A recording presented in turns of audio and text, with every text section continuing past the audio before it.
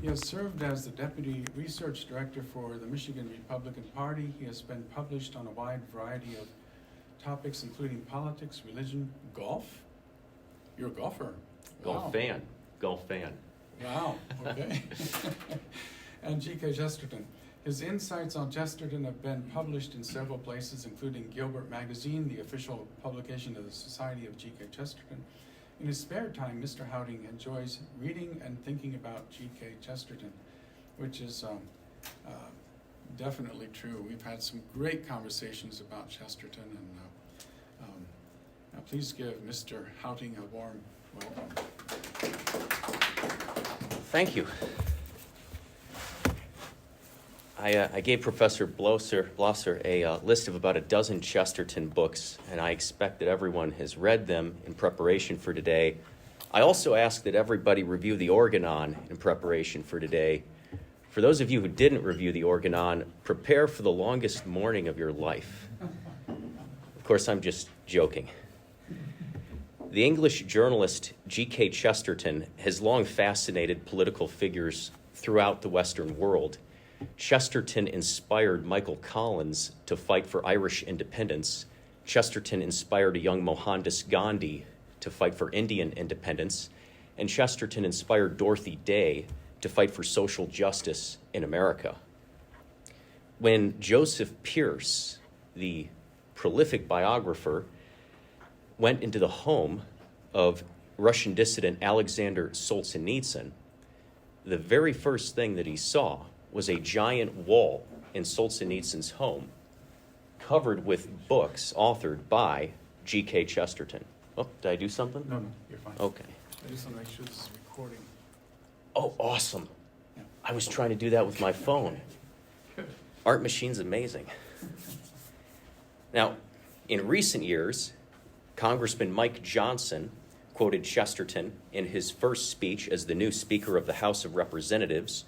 Giorgia Meloni quoted Chesterton in her first public address as the new Italian premier, and Justice Neil Gorsuch even quoted Chesterton in a Supreme Court decision.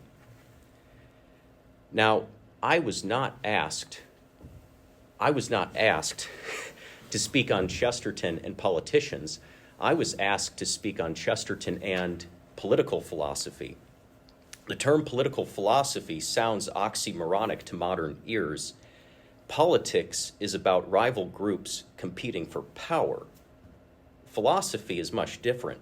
Philosophy is about the love and pursuit of wisdom. The politician is an artist, a doer, a man of action. He shapes the political community by way of legislation. By way of his reason, he puts an order into things. He is practical. The philosopher, by contrast, is a wanderer, a gazer, a man of contemplation. He examines things and discovers the causes of things. By way of his reason, he discovers an order in things which he did not make. He is not practical. How does philosophy help a congressman fix the tax code? How would logic or metaphysics help us balance the budget or fix our immigration system? If government employees read Aristotle, would the trains run on time? Would the mail be delivered a little faster? What has philosophy to do with politics? What has Athens to do with Washington, D.C.? If political philosophy sounds paradoxical, then it is perhaps appropriate that we consult G.K. Chesterton. After all, Chesterton was widely known as the Prince of Paradox back in his day. Chesterton wrote from his home in Beaconsfield, England, during the first few decades of the 20th century. This period is often referred to as the Edwardian period. He wrote for a paper called The New Witness, which his brother Cecil Chesterton founded. When Cecil went off to fight and die in World War I, Chesterton assumed ownership and editorship of The New Witness. He eventually renamed The New Witness to GK's Weekly. He also had a very popular column in the Illustrated London News. In fact, Chesterton was so widely read that the University of Notre Dame invited him to guest lecture for a semester in the fall of 1932. At the conclusion of the semester, they presented Chesterton with an honorary degree. Chesterton's popularity, it must be said, did not come from the accessibility of his prose. And what I mean by that is he's very difficult to read. He writes these paradoxical statements that leave readers very amused, but also very confused. He presents the reader with an apparent contradiction which contains a deeper truth. In his book Orthodoxy, Chesterton uses multiple analogies involving productive art to describe the work of the politician. Chesterton explains that because the politician puts form into things, like a sculptor, it is appropriate to call the politician a reformer. Quote from Chesterton, "For reform implies form. It implies that we are trying to shape the world in a particular image to make it something that we see already in our minds. Reform is a metaphor for reasonable and determined men. It means that we see a certain thing out of shape and we mean to put it into shape, and we know what shape." Chesterton says that the politician, like a painter, must have a fixed vision. He uses an analogy involving the famous painter Whistler. I'm sure you've seen the painting of Whistler's mother, perhaps, a famous portrait. Quote from Chesterton, "Whistler used to make many rapid studies of a sitter. It did not matter if he tore up 20 portraits, but it would matter if he looked up 20 times and each time saw a new person sitting placidly for his portrait. So it does not matter, comparatively speaking, how often humanity fails to imitate its ideal, for then all of its old failures are fruitful. But it does matter frightfully how often humanity changes its ideal, for then all of its old failures are fruitless." Chesterton says that the politician seeks to make the world better. But to make the world better, he must have a concept in his mind of what the best world would look like. He must proceed like a man who wanted to paint the world in his favorite color. If he proceeded thusly, he could make progress simply by altering one blade of grass every day to his favorite color. But if he altered his favorite color every day, progress would become impossible and his efforts futile and rather silly. In other words, the politician, like any man who sets out to make anything, must be practical. That makes a lot of sense. The problem comes when we look at Chesterton's standalone work on politics, titled "What's Wrong with the World?" The second chapter is titled "Wanted, an Unpractical Man." Note the word unpractical. Wanted, an unpractical man. Here, Chesterton says the politician needs to be like a philosopher who examines things and reasons his way to knowledge of the causes of things. In this chapter, the politician is not a man of action. He's a man of contemplation. Chesterton does not portray the politician building society. Rather, he portrays the politician gazing upon society like an onlooker gazing upon a horrific airplane accident. Quote from What's Wrong with the World. "If your airplane has a slight indisposition," writes Chesterton, "a handyman may mend it. But if it is seriously ill, it is all the more likely that some absent-minded old professor with wild white hair will have to be dragged out of a college or a laboratory to analyze the evil." Here we have a bit of a dilemma, a paradox. In Orthodoxy, Chesterton likens the politician to an artist who makes things and only concerns himself with practical knowledge about making things.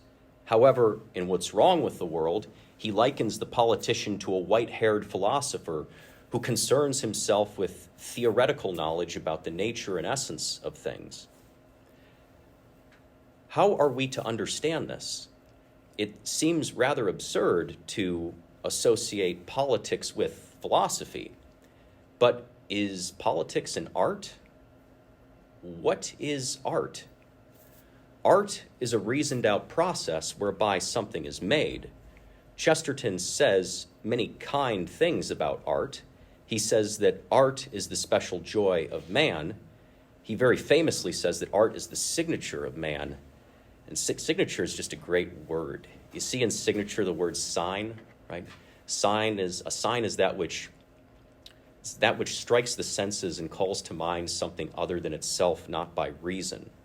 So when somebody says sign here, they're saying put your sign here. Put something that's going to call to mind you, right? So it's very particular to you, your signature. So when Chesterton says art is the signature of man, he's saying that when I define man as an animal who partakes in art or an animal who partakes in techne, when I give that definition by property of man, I'm giving you a definition by property in the very strict sense of property, meaning it's proper to man. Only man partakes in art. Quote from Chesterton, that an ape has hands is far less interesting to the philosopher than the fact that having hands, he does next to nothing with them, does not play knuckle bones or the violin. The ape does not carve marble or carve mutton. Now, the ape, the big monkey, like man, eats. The ape eats and man eats. But we don't really see the ape ordering his eating the way that man orders his eating, right? When was the last time you saw an ape carving mutton? When was the last time you saw an ape cook a steak or fashion cutlery for eating, right? The ape has a natural inclination to eat, as does man, but unlike the beasts, man does not live only by inclinations and instincts. Man lives by art and other reasonings, says Aristotle in the Metaphysics. Or as Chesterton writes, man is not independent of artificial things, even in the most natural sense. And the very fact that he has been left, as it were, without any aids to survival except what we call artificial aids is a proof that in his case they can hardly even be called artificial. It is not a question so much of artificiality, which departs from nature, but rather of art, which is the essence of human nature. Art, which is almost the nature of man. Art is unique to man, and man makes great use of art. But is good art morally good? Is a good artist a good man? Obviously not. A good artist can be a bad man. In fact, Chesterton considered the bloodthirsty Roman Emperor Nero to have been a good artist. Chesterton explains, to say that man is an artist, or that he does his evil deeds as an artist, is not to justify him or them. Artist is not a term of moral approval. Personally, I use it in heated moments as a term of abuse. That a man is an artist means that he combines deliberately and enjoys the result. But he does not, but what does he combine and what are the results? End quote.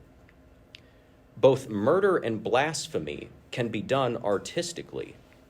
All of Shakespeare's villains are good reasoners. One might even call them good artists, but no one would call them good men. Chesterton says, artist is not a term of moral approval. One can be engaged in art without being engaged in the realm of morality. Chesterton says that Nero was a good artist, but he does not call Nero a good man, nor does he call Nero a good politician. Chesterton seems to be telling us something about the nature of art, in contrast to the nature of politics. What is politics? Politics is the crafting of a moral framework to make a people within a political community virtuous. The job of the politician is to construct a moral framework. The job of the politician is to construct a moral framework to achieve the common good of the political community, which is virtuous living. Chesterton describes the modern politician in chapter 7 of his book Orthodoxy, which is titled The Eternal Revolution. But in the prior chapter, he describes what good politics looks like. This chapter is titled The Paradoxes of Christianity. In this chapter, Chesterton marvels at the way medieval Christendom made men virtuous. Chesterton notes how modern critics attack Christendom in a contradictory manner. For instance, they attack it for being both excessively violent and excessively passive. As Chesterton writes, it was the fault of poor old Christianity, somehow or other, both that Edward the Confessor did not fight and that Richard Coeur de Lion did fight. The critics attack Christendom for being gaudy and ostentatious, but also for being threadbare and poor. They attack it for being laborious and for being lazy. But the modern critics misunderstand Christendom. It is a mysterious paradox of Christendom that somehow it put both violence and passivity in their rightful places. It told men when to be bold and when to be meek, when to be industrious and when to take leisure. Chesterton writes, in Christendom, apparent accidents balanced. Becket wore a hair shirt under his gold and crimson, and there is much to be said for the combination, for Becket got the benefit of the hair shirt, while the people in the street got the benefit of the crimson and gold. Christendom taught men when to swagger and when to grovel. It did not stifle the passions, it ordered the passions. As Chesterton writes, St. Francis, in praising all good, could be a more shouting optimist than Walt Whitman. St. Jerome, in denouncing all evil, could paint the world blacker than Schopenhauer. Both passions were free because both were kept in their place. Christendom created a moral framework which made men better. It habituated men in a way that gave them a certain habit or disposition toward the good, what we call virtue. That's what virtue is. It's a habit or disposition, which means if we had to place it amongst the most universal predicates, amongst the highest genera, what would it be? Be a quality, right? Virtue and vice are both habits or dispositions, so they're qualities. If virtue and vice are opposed to one another and they're both qualities, how are they opposed to one another?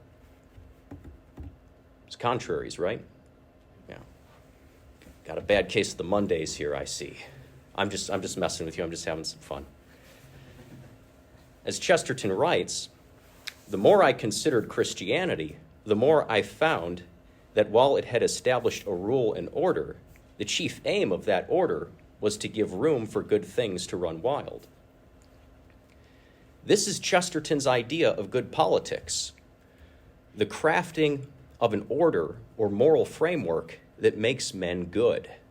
This means that politics is directly concerned with morality. To be engaged in politics is to be engaged in the realm of morality. But how do we know what a good man is? The answer is by studying human nature. Chesterton writes, those underrate Christianity who say that it discovered mercy. Anyone might discover mercy. In fact, everyone did. But to discover a plan for being merciful and also severe, that was to anticipate a strange need of human nature. Chesterton studied human nature. He came to certain conclusions about human nature. Then he looked back at Christendom and found that the leaders of Christendom had arrived at the same conclusions centuries earlier. Before Chesterton discusses Christendom and politics in Orthodoxy, he studies human nature in a chapter titled The Ethics of Elfland. Near the beginning of this chapter, Chesterton writes, the sense of the miracle of humanity itself should be always more vivid to us than any marvels of power, intellect, art, or civilization. The mere man on two legs, as such, should be felt as something more heartbreaking than any music and more startling than any caricature. Death is more tragic even than death by starvation. Having a nose is more comic even than having a Norman nose. The essential things in man are the things they hold in common, not the things they hold separately. Chesterton informs the reader that he is going to consider the things men hold in common, or the essential things in men. He is considering man as such. He is considering human nature. If we want to know what a good knife is, we need to study knives. We need to ask, what is a knife for? If we want to know what a good man is, we need to study man. We need to ask, what is man for? Academics often call this the functional analysis. Chesterton called it idealism. As he explains, quote, idealism is only considering everything in its practical essence. Idealism only means that we should consider a poker in reference to poking before we discuss its suitability for wife beating. Wow. That we should ask if an egg is good enough for practical poultry rearing before we decide that the egg is bad enough for practical politics. And here he's referencing the time-honored tradition of throwing rotten eggs at politicians, something that was much more common in the Edwardian period. It's gone out of fashion, although politics would probably be much more interesting if we resurrected that tradition. In What's Wrong with the World, Chesterton says, idealism is essential for politics because the process itself, meaning the political process, the process itself, divorced from its divine object, becomes doubtful and even morbid. This is what is wrong with modern politicians. Modern politicians have divorced the political process from its object. They have divorced the governing of man from the philosophy of man. They are like painters who don't know what to paint or sculptors who don't know what to sculpt. The best that can be said of the modern politician, and this is giving them a lot of credit, the best that can be said of the modern politician is that he is a good artist, but he is most certainly not a good politician. He does not bother to ask, what is man for? Or what is man's end? Therefore, he compromises and he argues with political rivals and he engages in the political process without understanding what the objective or goal of that process is. As Chesterton writes, our modern politics are full of a noisy forgetfulness that the production of this happy and conscious life is, after all, the aim of all complexities and compromises. Chesterton studies human nature before addressing politics because politics does not produce human nature. Politics presupposes human nature. In What's Wrong with the World, Chesterton says that modern politicians are trying to alter the human soul to fit human conditions, while they should alter conditions to fit the human soul. But to do that, they need to know something about the human soul. That means that politicians must study the human soul before studying politics. Aristotle says in the Ethics, the student of politics must study the soul. Both Aristotle and Chesterton understood that politics depends on universal knowledge concerning human nature. One might even say that politics depends on impractical or non-utilitarian knowledge gained by hashing out difficult questions in natural philosophy, or the philosophy of man, to be a little more precise. Politics, let there be no misunderstanding here though, politics is practical knowledge, but it is dependent on philosophical knowledge. The politician must be a philosopher. Practical knowledge concerning the political process must be subordinated to theoretical knowledge concerning what man is. Given that politics depends on universal knowledge regarding human nature, There is nothing improper about the term political philosophy. For that matter, there is nothing improper about the term political science. Furthermore, it is right to call politics a moral science because politics aims to make men good. It is because the politician aims at ordering human action towards the good that he is not a man of art, but a man of prudence. A prudent man habitually deliberates well as to achieving the good because he can apply the universal principles of morality, which are grounded in human nature, to individual situations. This is not the standard of judgment proper to art. A work of art is judged to be good based simply on its conformity to the intention of the artist. If the politician is merely an artist, then his programs and policies are to be judged simply by their conformity to his intentions. The politician must do something that the artist does not have to do. He must consider human flourishing.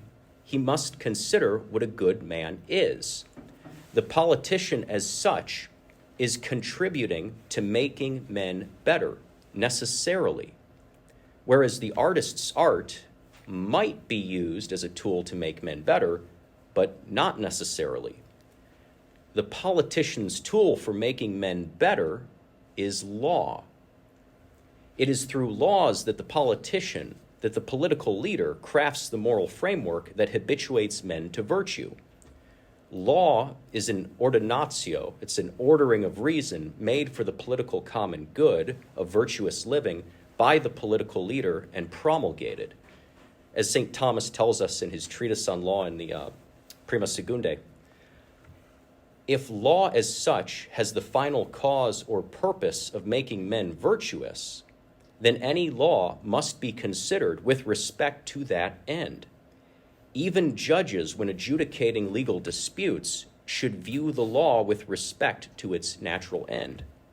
Yes, even judges need philosophy.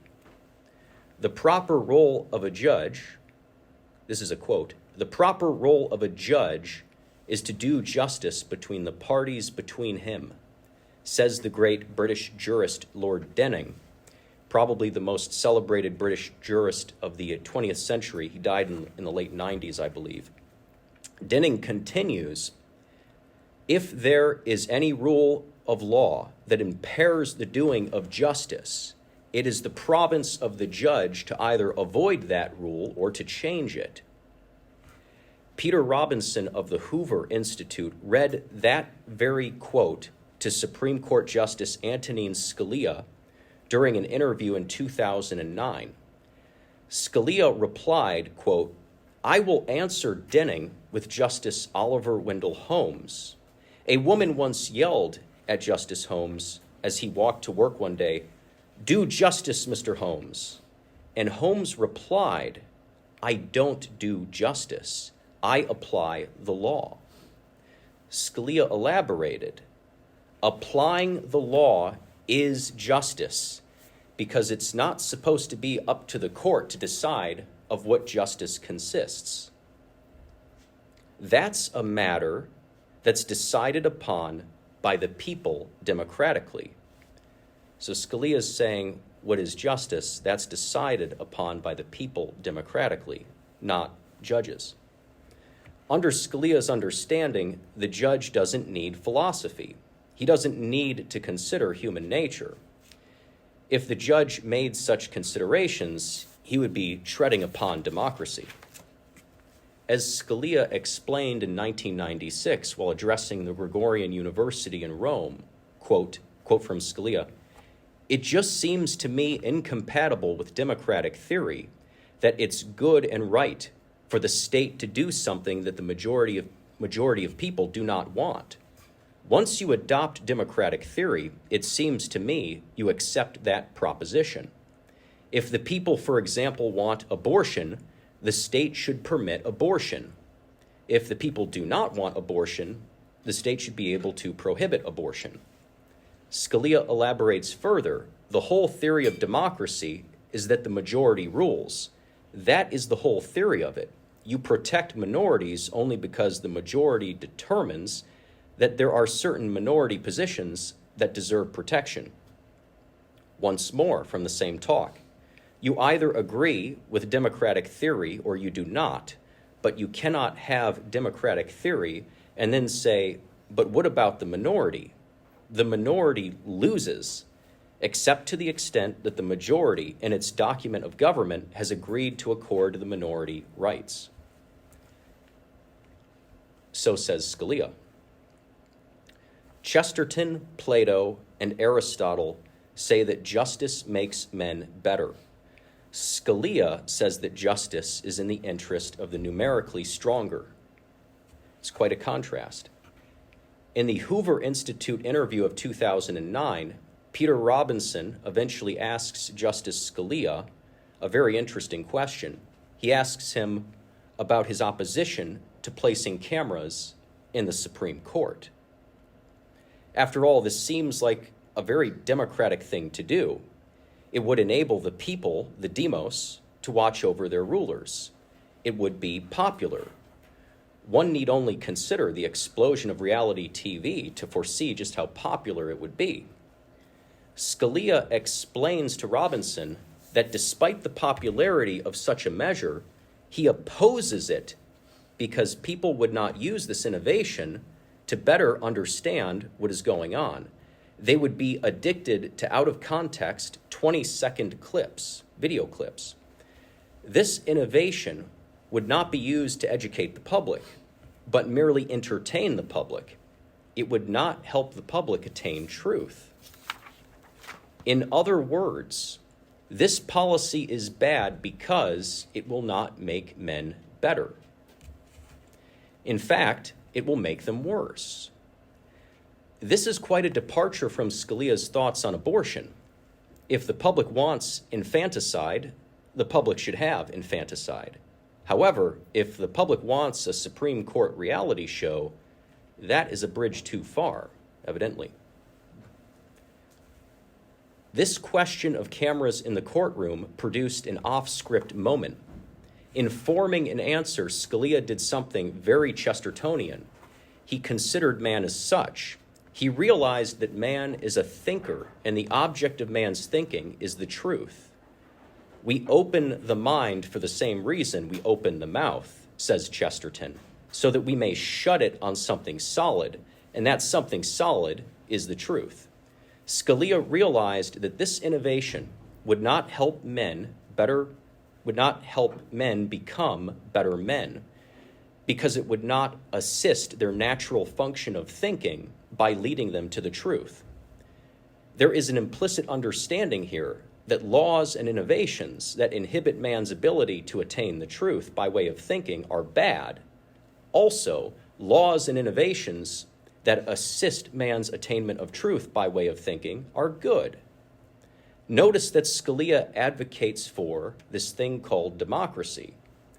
Chesterton was also a big advocate of democracy. I have always believed in democracy, writes Chesterton, in the elementary liberal doctrine of a self-governing humanity.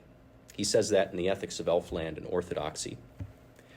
For Scalia, democracy simply means majority rule by way of elections. For Chesterton, democracy means self-governance.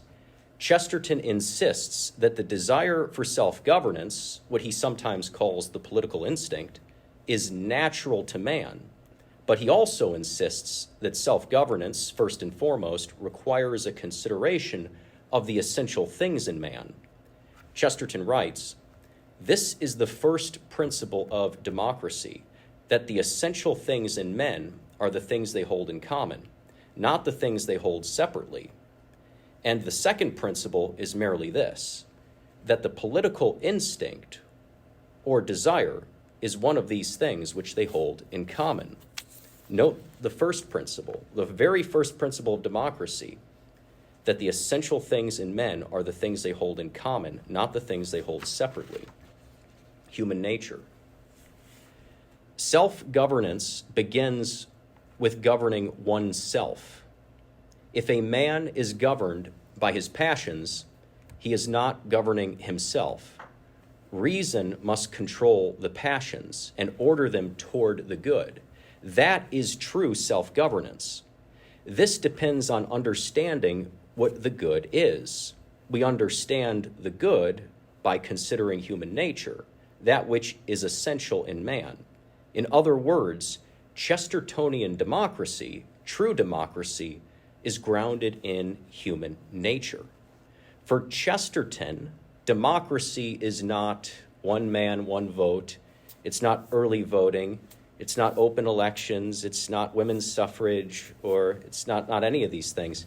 For Chesterton, democracy is not some sort of form of government. It's not a form of government. Democracy doesn't mean you have a king or you don't have a king, or you have a president or you don't have a president. For Chesterton, democracy is the end or final cause of government, virtuous living. Good government begins with that end. To fix government or reform government or limit government, we need to first ask, what is government for? And before we ask that question, we need to ask, what is man for? We need a revival of political philosophy as Chesterton understood it. And I believe the works of G.K. Chesterton are a great place to start.